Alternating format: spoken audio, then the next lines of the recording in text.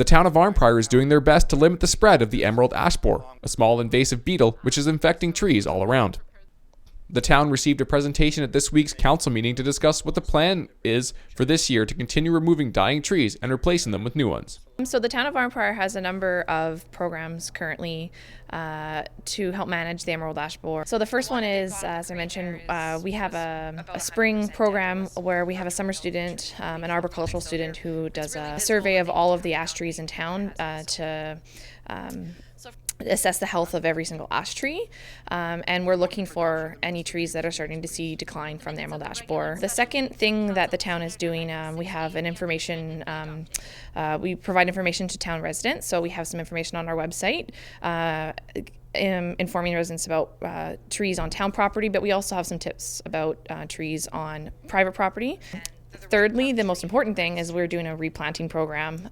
So we are undertaking the planting of every tree that we take out. We're putting back at least one native species in its place. Ash trees can create a fall hazard when they are completely dead, so the town is proactively removing them all to avoid as much damage as possible. The emerald ash borer, the beetle, what it does is it basically cuts off the nutrient supply to the tree, and it essentially kills the tree. So the trees become a hazard when as they die, because branches can fall off, especially here in the wintertime when we get an ice storm or a windstorm.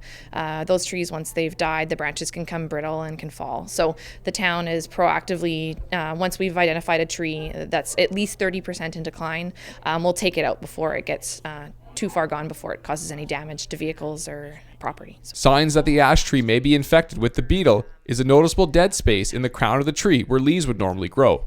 Second, there are small plants growing beside the tree, which is the tree trying to reach out and get as much sunlight as possible to survive. And the third is a D-shaped hole in the bark where the beetle would have laid eggs and then later left. The town allotted $25,000 last year to the project, and the group came in well under budget. So this year the town is given $20,000 to continue the effort. Reporting for Cogeco TV News in Arnprior, I'm Richard Levoy.